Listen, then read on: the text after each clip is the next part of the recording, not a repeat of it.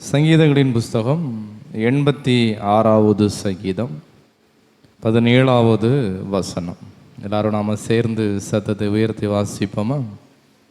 86வது சங்கீதம் 17வது வசனம் வாசிப்போமா? கர்த்தாவே, நீர் எனக்கு துணை செய்து என்னை தேற்றுகிறதை என் பகைஞர் கண்டு வெட்கப்படும்படிக்கு எனக்கு அனுகூலமாக ஒரு அடையாளத்தை காண்பித்தருளும். நிறைய நேரங்களில் யாரையாவது கொண்டு தேவன் நமக்கு ஒரு அடையாளத்தை காட்ட மாட்டாரோ என்று சொல்லி நமக்குள்ள ஒரு அங்கலாய் போகிறோம். அப்படித்தானே மோசே தேவனிடத்தில் ஒரு அடையாளத்தை கேட்கிறார். காரணம், இந்த மோசேயினிடத்தில் ஆண்டவர் சொல்லுகிறார், நீ எகிப்தில் போய் இஸ்ரவேல் ஜனங்களிடத்தில் நீ போய் பேசு, நீங்கள் துக்கப்படாதீங்க, வருத்தப்படாதீங்க, யெகோவா தேவன் உங்களுடைய கண்ணீரை கண்டுவிட்டார், அவர் உங்களை காப்பாற்றுவார், நான் ஒரு இரட்சகராக இருந்து நான் உங்களை காப்பாற்றுவேன், மோசேயின் மூலமாக காப்பாற்றுவேன், நீ போய் சொல்லு அப்படின்னு சொல்லி ஆண்டவர் யார்கிட்ட சொன்னார்? யார்கிட்டையோ சொன்னார். அப்படி தானே? நான் இப்போ யார்கிட்ட சொல்லிக்கிட்டு இருக்கேன்? யார்கிட்டையோ சொல்லிக்கிட்டு இருக்கேன். மோசேயினிடத்துல சொல்லிக்கிட்டு இருக்கார். மோசேக்கு ஒன்றும் ஓடலை. எப்படி ஆண்டவரே நான் போய் சொல்லுவேன்? ஏதாவது ஒரு அடையாளத்தை காட்டுங்க அப்படின்னு சொல்லி ஜனங்கள் கேட்பாங்க.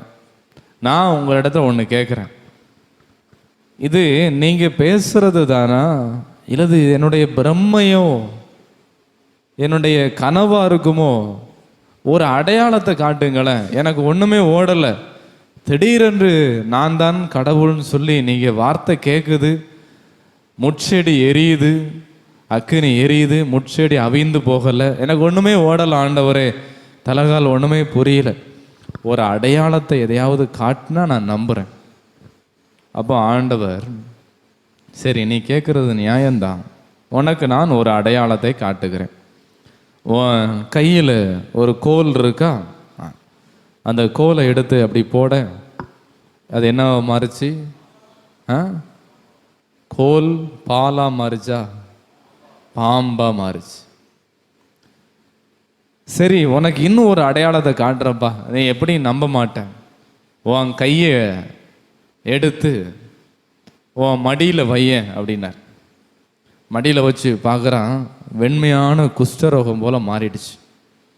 மறுபடியும் நீ எடு அப்படின்ட்டார். சரியாயிடுச்சு அது.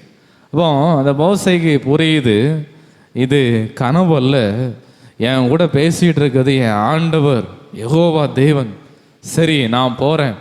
அந்த அடையாளத்தை பெற்றுக்கொண்டு அந்த மோசே ஒரு விசுவாசத்தோடு, என் கூட ஆண்டவர் பேசிட்டாருல்ல, நான் இனி போகிறேன்.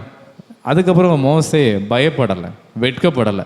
ஆண்டவர் தான் பேசிட்டார, இப்படிப்பட்ட தேவனை நான் பெற்றிருக்கிறேனேன்னு சொல்லி ஒரு தெய்வீக சந்தோஷத்தோடு போக ஆரம்பிக்கிறார். எங்கே போனார்? இஸ்ரவேல் ஜனங்களை காப்பதற்காக எகிப்து நோக்கி போனார். எப்பெல்லாம் ஆண்டவர் என் கூட பேசலை அப்படின்னு சொல்லி நினைக்கும் பொழுதெல்லாம் அந்த ஞாபகம் ஒரு தன்னுடைய கையை பார்ப்பார்.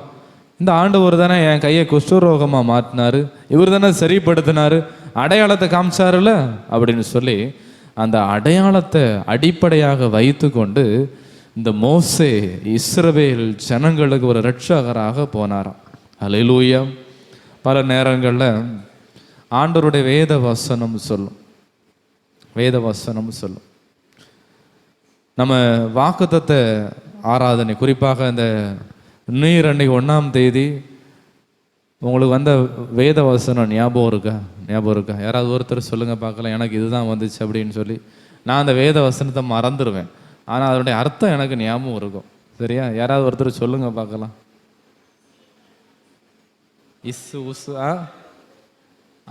சும்மா ஆளுக்கு உங்களுக்கு வந்தது சொல்லுங்க பார்க்கலாம். உங்களை அதிசயங்களை காண பண்ணுவேனா?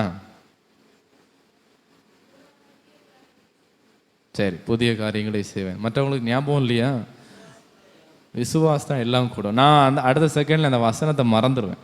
ஆனால் அதனுடைய அந்த அர்த்தங்கள் எனக்கு ஞாபகம் இருந்துக்கிட்டே இருக்கும். நான் திருமணம் ஆவதற்கு முன்னாடி எனக்கு சாப்பாடு கொஞ்சம் கஷ்டமாக இருக்கும். நம்மளே சமையல் பண்ணி சாப்பிடணும்ல, நாம் தான் சமையல் பண்ணணும், நம்ம சமையலை தான் சாப்பிடணும். அந்த வருஷத்தில் நானும் விசுவாசத்தோடு ஒரு வசனத்தை எடுத்தேன். அந்த வசனம் நான் கரெக்டாக இப்போ தான் யோசித்தேன், எந்த அதிகாரம் என்ன வசனம் அப்படின்னு சொல்லி எனக்கு அது கரெக்டாக தெரியல.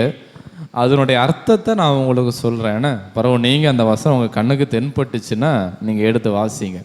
நான் எழுதி வச்சுருப்பேன், அங்கே எடுத்து பார்த்தா தெரியும் என்ன அர்த்தம். அப்படி வருதுன்னா, சாப்பிடுவதற்கு உனக்கு எந்த குறைவும் இருக்காது அப்படின்னு சொல்லி.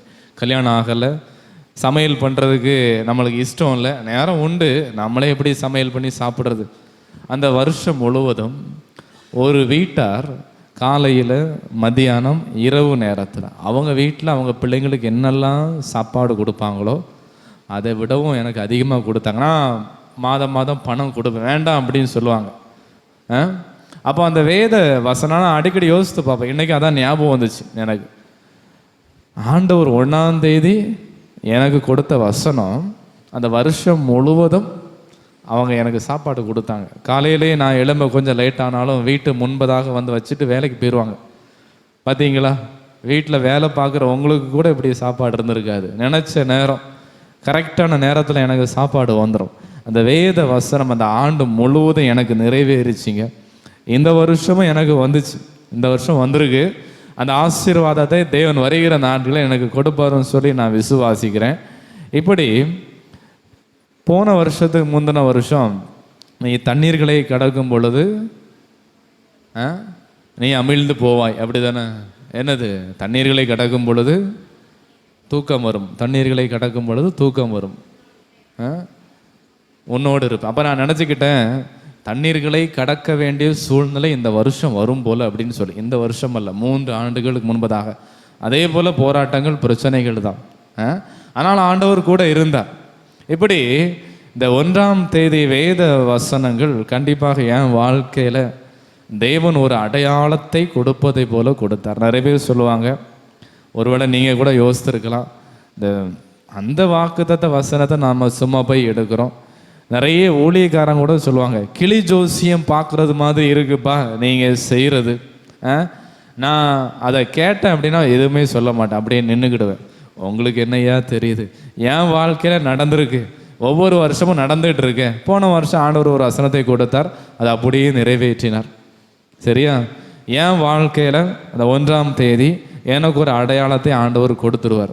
இந்த வசனம் தாப்பா இந்த வருஷம் உனக்கு செயல்பட போகுது. நான் அதை நினச்சிக்கிட்டே இருப்பேன். இந்த வருஷத்துக்குரிய வசனம் இன்னும் நிறைவேறலை. ஏன்னா 4 மாதம் தானே ஆயிருக்குது, இன்னும் 8 மாதம் இருக்குல்ல, இன்னும் நாட்கள் இருக்குது, கண்டிப்பாக நிறைவேறும். நான் எதிர்பார்த்த காரியத்தை தேவன் அப்படியாக வசனமாக கொடுத்தார். அந்த காரியம் நிறைவேறின பிறகு உங்கள் ஆலயத்துக்கு மறுபடியும் வருவேன். அந்த வசனத்தை உங்களுக்கு நான் சொல்கிறேன். சரியா? ஆகவே திருச்சபையின் பிள்ளைகளே, தேவன் கண்டிப்பாக எல்லாருக்குமே ஒரு அடையாளத்தை கொடுக்கும் பொழுது உங்களுக்கு சந்தோஷமாக இருக்கும், அப்படி தானே? மோசேக்கு ஒரு அடையாளத்தை கொடுத்தார். அந்த அடையாளத்தை பெற்றுக்கொண்டு இஸ்ரவேல் ஜனங்களுக்கு ஒரு இரட்சகராக இருந்தார். ஹல்லேலூயா. ஒரு வேத வசனத்தை வாசிப்போமா? எரேமியா தீர்க்கதரிசியின் புஸ்தகம் 31ஆம் அதிகாரம் 25வது வசனத்தை எல்லாரும் சேர்ந்து நாம் சத்தமாக வாசிப்போம். எரேமியா 31ஆம் அதிகாரம் 25வது வசனம். நான் விடாய்த்த ஆத்துமாவை சம்பூரணமடைய பண்ணி தொய்ந்த எல்லா ஆத்துமாவையும் நிரப்புவேன். தேவன் இன்றைக்கு நாம் பலவிதமான காரியங்களை குறித்து விடாய்த்து போய், என் வாழ்க்கை முடிஞ்சிடுச்சு அவ்வளவுதான் அப்படின்னு நினைப்போருக்கு தேவன் சம்பூரணமான அடையாளத்தை கொடுக்கிறாரா? 3 காரியங்களை நாம் சுருக்கமாக பார்க்க போகிறோம். சரியா? முதலாவது, 3 பேரும் ஒரு 3 மனிதர்கள். முதலாவது விடாய்த்து போன ஆகார். சொல்லுங்க, முதலாவது யாரு? விடாய்த்து போன ஆகார். இந்த ஆகாருடைய வாழ்க்கையிலே அவருடைய செயல்பாடுகள் நிமித்தமாக ஆபிரகாம் இந்த ஆகார் என்ற பெண்மணியையும் இந்த வாலிப மகனையும், நீங்கள் எகிப்துக்கு போயிருங்க, உங்கள் சொந்த தேசம் எகிப்து தானே, அங்கே நீங்கள் போயிருங்கன்னு சொல்லி அனுப்பிவிட்டார். இந்த பெண்மணிக்கு ஒரே துக்கம். திடீரென்று இப்படி நடந்து விட்டது, நான் இனி எங்கே போவேன்? வனாந்தர பிரயாணம். பெயர்சபா வனாந்தரத்தில் இந்த பெண்மணி அலைந்து திரிகிறாள். எதற்காக? எதற்காக? எதற்காக? தண்ணீருக்காக. அந்த வனாந்தரத்தில் தண்ணீர் துறவு பார்க்க முடியல. தான் வாலிப மகன் அங்கே அழுது கொண்டு இருக்கிறான். அப்படியே அவனை படுக்க வச்சுட்டு அம்பு எய்யும் தூரத்தில் போய் நின்று தான் பையனுடைய அழுக சத்தம் கேட்கக்கூடாதுன்னு சொல்லி காதை போத்திட்டு நிற்கிறான். ஆண்டவரே, எனக்கு ஒரு அடையாளத்தை காட்ட மாட்டீராம் அப்படின்னு சொல்லி அந்த ஆகார பெண்மணி புலம்பி இருப்பாள். அந்த கண்ணீர் சத்தம், அவள் யெகோவா தேவனை வழிபடுகிற மனுஷி அல்ல, ஆபிரகாமின் தேவனை வழிபடுகிற பெண்மணி அல்ல, புறஜாதியை சேர்ந்தவள். அந்த தெய்வம் வந்துச்சோ இல்லையோ, அவள் வழிபட்ட அந்த விக்கிரக கடவுள் வந்துச்சோ இல்லையோ, அந்த அழுகையின் சத்தத்தை கேட்டு ஆண்டவர் பார்த்தார். இப்படி ஒரு பரிதாபம், நான் போகிறேன்ப்பா, நான் போகிறேன். அவர் இறங்கி வந்தார். அந்த இடத்துல ஒரு அடையாளத்தை கொடுத்தார். என்ன அடையாளம்? என்ன அடையாளம்? பிஸ்கட் பாக்கெட்டும் வேற என்ன போட்டு கொடுத்தார்? என்ன அடையாளத்தை கொடுத்தார்? துறவு. செந்தமிழ் வேண்டாம், சும்மா தமிழ்லேயே சொல்லுங்க. ஒரு கிணறு, ஒரு நீர் ஊற்று, ஒரு தண்ணீர் ஊற்று. தண்ணீரே வர முடியாத அந்த இடத்துல தேவன் ஒரு தண்ணீரை கொடுக்கிறார். அவளுக்கு ஒரே சந்தோஷம். ஆஹா, என்னுடைய தெய்வம் கண்டதோ இல்லையோ, இந்த ஆபிரகாமின் தேவன் என்னை பார்த்தாரே, நீர் என்னை காண்கிற தேவன் அப்படின்னு சொல்லி ஆண்டவருக்கு ஒரு பெயரை சூட்டினாள். தேவன் ஒரு பெரிய அடையாளத்தை கொடுத்தார். இன்றைக்கு சவுதி அரேபியாவில் மெக்கா அப்படின்னு சொல்லி ஒரு இடம், கேள்விப்பட்டிருக்கீங்களா இல்லையா? அங்கே ஜம் கிணறு அப்படின்னு சொல்லி ஒரு கிணறு இருக்குது. கேள்விப்பட்டிருக்கீங்களா? கேள்விப்பட்டதில்லை. பொதுவாக அந்த இஸ்லாமிய நாடுகள், அரபு நாடுகளில் தோண்டுனா தண்ணீர் வராது. என்ன வரும்? எண்ணெய், குரூட் ஆயில், கச்சா எண்ணெய் என்று சொல்லப்படுகிற எண்ணெய். அதிலிருந்து தான் பெட்ரோல், டீசல், மண்ணெண்ணெய், கேஸ் இதெல்லாம் பிரித்து எடுப்பாங்க. அதுதான் வரும். ஆனால் அதே தேசத்தில் ஒரு இடத்துல ஜம் கிணறு அப்படின்னு சொல்லி ஒரு கிணறு இருக்கான். அந்த கிணத்துலேருந்து தண்ணீர் எப்பவும் வந்துக்கிட்டே இருக்குமா. வரலாற்று ஆய்வாளர்கள் பெரிய இயந்திரத்தை கொண்டு வந்து அந்த கிணத்துக்குள்ள குழாயை மாட்டி இந்த தண்ணீர் எங்கேருந்து வருது, எவ்வளவு நேரம் இந்த தண்ணீர் வரும்னு சொல்லி அந்த குழாய் மூலமாக, பெரிய பெரிய மோட்டர்கள் மூலமாக தண்ணீரை உறிஞ்சி வெளியே எடுத்தாங்களாம். ஆனால் அதனுடைய அளவு குறையவே இல்லையா, வந்துக்கிட்டே இருந்துச்சான்.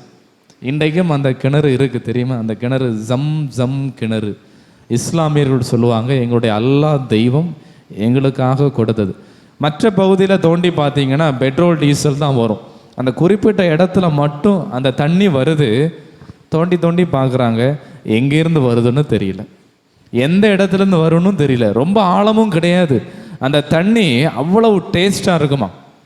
ஒரு சாதாரண தண்ணீரே இல்லாத இடத்துலேருந்து அந்த ஜம் கிணறு வருது. எந்த தண்ணி தெரியுமா அது? எந்த தண்ணி? நீங்களே யோசிச்சு சொல்லுங்க. ஆகாருக்கு தேவன் கொடுத்தாருல்ல, தேவன் கொடுத்தார் அப்படின்னா அதை ஸ்டாப் பண்ண மாட்டார். அந்த இடம் தான். ஏன்னா இஸ்லாமியர்கள் எங்களுடைய அல்லாஹ் கொடுத்ததுன்னு சொல்லுவாங்க. யார் கொடுத்ததோ இல்லையோ, வேதம் வாசித்தவர்களுக்கு தெரியும் அது யார் கொடுத்தது. நம்முடைய யெகோவா தேவன் இந்த ஆகார் அப்படிங்கிற பெண்மணிக்கு கொடுத்த அந்த நீர் ஊற்று இன்றைக்கும் இருக்குது. தண்ணி அவ்வளோ டேஸ்டாக இருக்குமா. நம்பர் 1, இந்த உலகத்திலே குவாலிட்டியான நம்பர் 1 சுத்திகரிக்கப்படாத ஒரு குடிநீர் நல்லா எங்கே இருக்குன்னா அந்த கிணத்துல தான் இருக்கும். நீங்கள் இன்றைக்கி வீட்டில் போய் அல்லது நாளைக்கு வீட்டில் போய் யூடியூப்பில் ஜம் கிணறு அப்படின்னு சொல்லி அடித்து பாருங்கள். நான் சொன்னது உண்மையா பொய்யான்னு சொல்லி வரும். நான் சொல்லும்போதே உங்களுக்கு அது பார்க்கணுன்னு ஆசையாக இருக்கா? தண்ணீர் எப்படி இருக்கும் போய் பாருங்க. என்ன பாருங்க, ஆகாருக்கு தேவன் கொடுத்த நீர் ஊற்று இன்னைக்கும் இருக்குது. அந்த தண்ணீரை யாராலையும் வெளியே ஏற்ற முடியல. தண்ணீர் வந்து கொண்டே இருக்குது, இன்னும் வரும். அதுதான் தேவனுடைய மகிமை. ஆண்டவர் கொடுத்த அடையாளம். விடாய்த்து போன ஆகாருக்கு தேவன் தண்ணீரை கொடுத்தார், அடையாளத்தை காண்பித்தார். இரண்டாவதாக அப்போஸ்தலர் 27ஆம் அதிகாரம் 39வது வசனத்தை ஒருவர் வாசியுங்களேன். அப்போஸ்தலர் 27ஆம் அதிகாரம் 39வது வசனம்.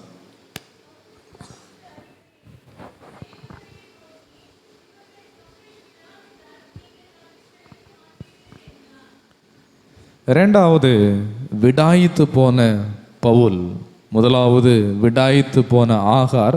அந்த ஆகாருக்கு தேவன் தண்ணீர் அப்படிங்கிற ஒரு அடையாளத்தை காண்பித்தார், அல்லது நீர் ஊற்று அல்லது துறவு அப்படிங்கிற ஒரு அடையாளத்தை காண்பித்தார். இங்கு விடாய்த்து போன பவுலுக்கு தேவன் எதை அடையாளமாக காண்பிக்கிறார் அப்படின்னு பார்ப்போமா? இந்த பவுல் இன்னும் ஒரு சில குற்றவாளிகள், ரோம அரசாங்கத்தால் தண்டிக்கப்பட்ட குற்றவாளிகள் ரோம அரசாங்கத்துடைய நீதிமன்றத்துக்கு கப்பலில் அழைச்சிட்டு போகப்படுறாங்க. சுமார் கப்பல் ஓட்டுறவங்க, போர் சேவர்கள் எல்லாரும் சேர்த்து 276 பேர் போகிறாங்க. எத்தனை பேர் போகிறாங்க? 276 பேர். நடு கடலில் போகும்போது பெரிய ஒரு காற்று, புயல் வருது. அந்த புயல்னால கப்பல் உடைந்து போகுது. கப்பலுடைய மரக்கட்டைகளை பிடித்து கொண்டிருக்கிறார்கள். எத்தனை பேர்? 207 பேர். விடுதலை 276 பேர் அங்கங்கே பிடிச்சிட்டு பல நாட்களாக கடுமையான குளிர், காற்று, வெயில்ல நாங்கள் இனி செத்துருவோம்ப்பா அப்படின்னு நினச்சிட்டு இருக்கும்போது பவுலுக்கு ஒரு நாள் ஒரு இரவு நேரத்தில் ஆண்டவர் தரிசனமாகி, பவுலே, நான் யாரையும் கொல்ல போகிறதில்ல, உன் நிமித்தமாக எல்லாரையும் நான் காப்பாற்ற போகிறேன். என்ன பண்ண போகிறேன்னு தெரியுமா? நீ ஒரு குறிப்பிட்ட நாளில் இந்த ரோம அரசாங்கத்துக்கு முன்பதாக நீ போய் நிற்க போகிற, அதனால நீ சாக போகிறதில்ல, எல்லாட்டையும் சொல்லு. அடுத்த நாள் காலையில் எழும்பி பவுல் எல்லாட்டையும் போய் சொன்னான், யாரும் பயப்படாதீங்க, என்னுடைய தேவன் என் கூட பேசிட்டாரு, நாம சாக மாட்டோம், பிழைத்து கொள்வோம். எல்லாருக்கும் ஒரே சந்தோஷம். அப்படியா, ஆண்டவர் சொல்லிட்டாரா? விசுவாசம் வந்துச்சு. நின்று போன இருதயம் துடிக்க ஆரம்பித்ததை போல இருந்துச்சு. போன உயிர் திரும்ப வந்தது போல இருந்துச்சு. தேவன் ஒரு குறிப்பிட்ட இடத்தை காண்பித்தார், ஒரு துறைமுகத்தை காண்பித்தார். இதுதான் பவுல் உனக்கு அடையாளம். துறைமுகத்துக்கு போனாங்க, எல்லாம் சரியாயிடுச்சு. தேவனை மகிமைப்படுத்தினார்கள். அன்றைக்கு பவுலுக்கும் 275 பேருக்கும், பவுல் ப்ளஸ் 275 பேருக்கும் தேவன் ஒரு துறைமுகத்தை ஒரு அடையாளமாக காண்பித்தார், நமக்கும் காண்பிப்பார். ஹல்லேலூயா. இங்கிலாந்து தேசத்திலிருந்து அமெரிக்க தேசத்திற்கு ஒரு கப்பல் போயிட்டு இருந்துச்சு. தன்னுடைய மகளை அமெரிக்க தேசத்திலே பார்ப்பதற்காக இந்த இங்கிலாந்திலிருந்து தகப்பனார் கப்பல் ஏறினார். அட்ரஸை தொலைச்சிட்டார். கப்பல் மாலுமியினிடத்தில் போய், ஐயா, இனி எத்தனை நாட்கள் பிரயாணம் ஆகும்? என் மகளை நான் பார்ப்பேனா? அட்ரஸ் தொலைஞ்சு போச்சு ஐயா, நான் இனி வீட்டில் போய் எடுக்க முடியாது, நடு கடலில் கப்பல் போயிட்டு இருக்குது, எப்படியாவது காண்பித்து கொடுப்பீங்களா என் மகளை? எந்த பகுதியில் இருக்காங்க? ஐயா, அமெரிக்கான்னு மட்டும் தெரியும், வேற எந்த இடம்னு எங்களுக்கு தெரியாது ஐயா. எப்படி இருப்பாங்க? அவரால் சொல்ல முடியல. அவருக்கு ஒரே வருத்தம், நான் எப்படி என் மகளை பார்ப்பேன்? மாலுமியே கெஞ்சி கொண்டிருந்தார். ஒரு குறிப்பிட்ட நாள் வந்துச்சு, அந்த கப்பல் அமெரிக்க தேசத்திற்கு சென்று விட்டது. மாலுமியின் இடத்துல ஓடினார், ஐயா, நீங்கள் தான் எப்படியாவது என் மகளை காண்பித்து கொடுக்க வேண்டும், எனக்கு அமெரிக்காவில் யாரையும் தெரியாதுயா, என்னால் முடிந்த அளவுக்கு நான் உதவி செய்கிறேயா. மாலுமி சொன்னாங்க. கடைசியில் அவங்களால முடியல. அழுது கொண்டே கப்பலை விட்டு இறங்கினார். நான் என்ன செய்வது? என்னுடைய மகளை எப்படி கண்டுபிடிப்பது? இந்த துறைமுகத்தில் தன்னுடைய மகளுடைய கணவனார், மருமகன் வேலை செய்வதை பார்த்தார். அவருக்குள்ள ஒரே சந்தோஷம், ஆண்டவர் இவ்வளவு சீக்கிரமாக எனக்கு இதை காண்பித்து விட்டாரே, ஆண்டவரே உமக்கு ஸ்தோத்திரம். அந்த மனிதருக்கு அடையாளம், அவருடைய மருமகனை காண்பித்து அடையாளத்தை கொடுத்தார். அவருக்கு சந்தோஷத்துக்கு அளவே இல்லை. தேவனை மகிமைப்படுத்தினார், ஆண்டவருக்கு நன்றி செலுத்தினார். ஹல்லேலூயா. கிறிஸ்துவுக்குள் பிரியமானவர்களே, பலவிதமான போராட்டங்கள், இன்னல்கள் மத்தியிலே ஆண்டவராகிய கர்த்தர் எனக்கும் உங்களுக்கும் ஒரு அடையாளத்தை காண்பித்து, நான் உங்கள் கூட தான்ப்பா இருக்கேன், கவலைப்படாதீங்க ஆண்டவர் சொல்லுவார். கடைசியாக ஒரு காரியத்தை தியானிப்போமா? எரேமியா 38ஆம் அதிகாரம் 10 மற்றும் 12வது வசனம். எல்லாரும் சேர்ந்து வாசிங்களேன். வாசித்து நாம் ஜெப குறிப்புகளுக்காக ஜெபிக்க ஆயத்தப்படுவோம். எரேமியா தீர்க்கதரிசியின் புஸ்தகம் 38ஆம் அதிகாரம் 10வது 12வது வசனம். 3வது விடாய்த்து போன எரேமியா, 1வது ஆகார், 2வது பவுல், 3வது எரேமியா. எரேமியா தீர்க்கதரிசியை ஒரு முறை அந்த தேசத்து ராஜா ஒரு குற்றம் சாட்டி, ஆண்டுடைய பணியை செய்தது நிமித்தமாக ஒரு குற்றம் சாட்டி, பாழும் கிணறு என்று சொல்லப்படுகிற தண்ணீர் இல்லாத ஒரு கிணற்றிலே அவனை இறக்கி, நீ உணவில்லாமல் தண்ணீர் இல்லாமல் எங்கே சாவு அப்படின்னு போட்டாங்க. எரேமியா தீர்க்கதரிசி. எரேமியா அப்படின்னா ரொம்ப வயசானவர் அப்படின்னு நினைக்காதீங்கன்னா, இளம் வயதான ஒரு தீர்க்கதரிசி. அங்கேயே அழுது கெஞ்சினார், கண்ணீரோடு ஜெபித்தார். ஆண்டவரே, எனக்கு ஒரு அடையாளத்தை காண்பிக்க மாட்டீரோ?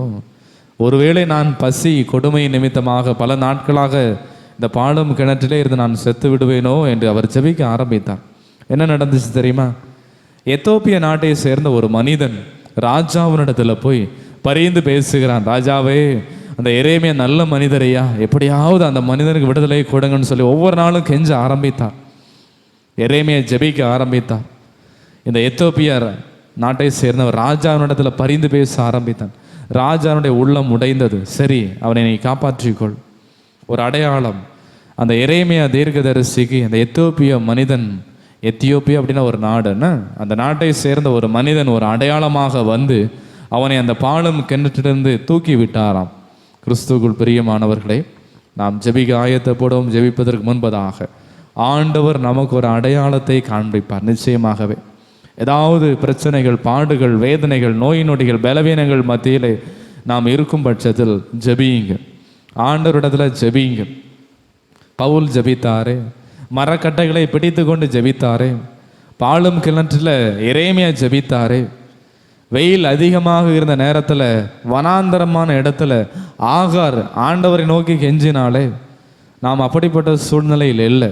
வீட்டிலே அமர்ந்து, ஆண்டவரை எனக்கு ஒரு அடையாளத்தை கொடுங்க, நிச்சயமாக நீங்கள் கொடுங்கன்னு சொல்லும் பொழுது ஆண்டவர் நமக்கு ஒரு அடையாளத்தை கொடுப்பார். அல்லேலூயா.